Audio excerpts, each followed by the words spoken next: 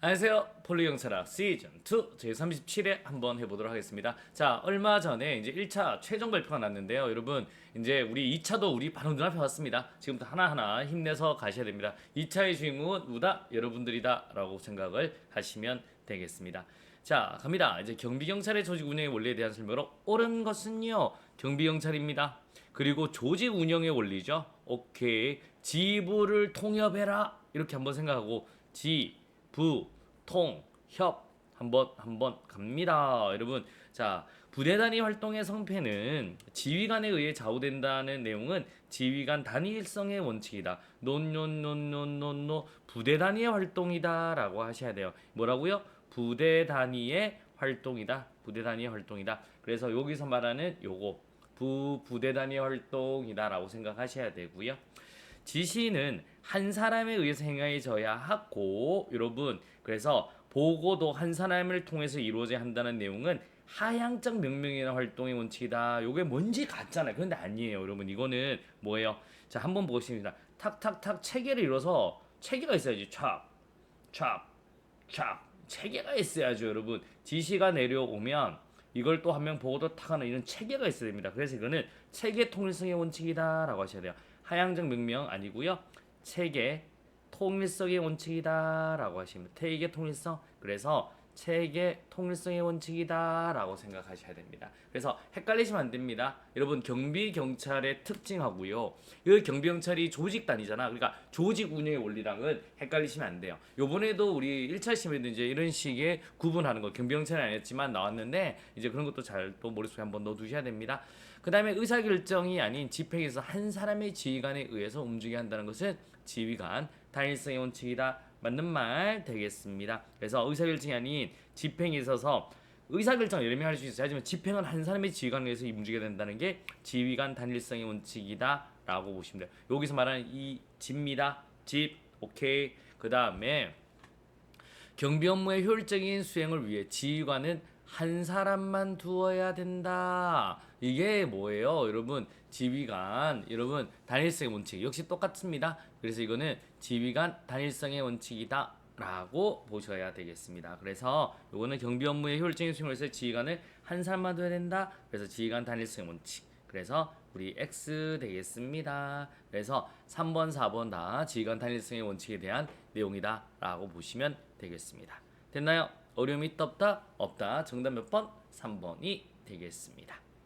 자, 선거 경비입니다. 선거는 항상 생각했죠. 투표소와 개표소인데 여러분, 투표소, 개표소는 학교 안에 강당 생각하면 되겠죠. 자, 옳은 것은 갑니다. 투표관리관 또는 투표사무는 투표소에서 너무 먼데요. 얼마요? 100m 안에서 소라는 운동을 하는 사람에 대해서 경찰 공무원의 원조 없이 이를 제지하고 퇴거하게 할 수 있다. 오케이. 그래서 100m예요. 300m 아니에요.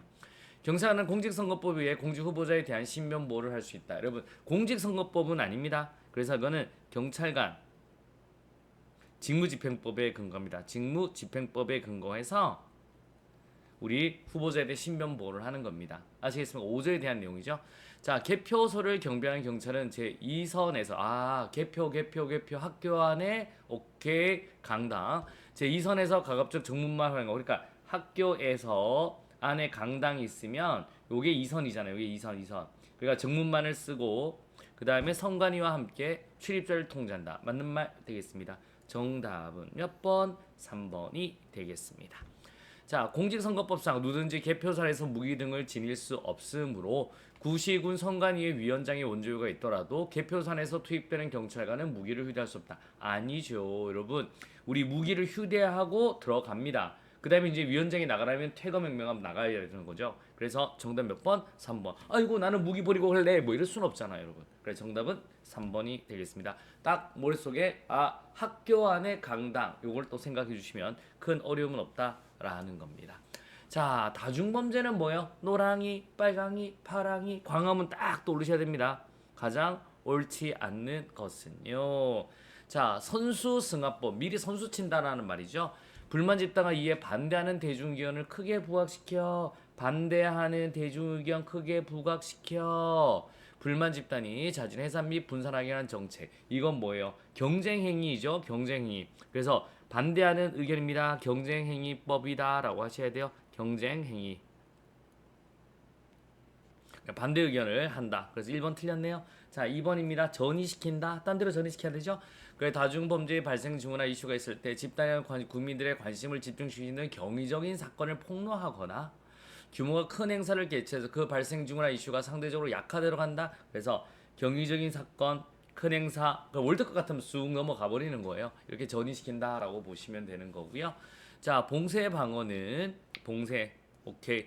군정의 중요 시설이나 기관 등 보호 대상물의 정보를 기록할 경우 사전에 미리 봉쇄하죠. 미리 사전 봉쇄, 부대가 선점하여 바리케이트 등으로 봉쇄하는 방어 조치로 충돌 없이 효과적으로 무산시키는 진압의 기본치다. 맞는 말 되겠습니다.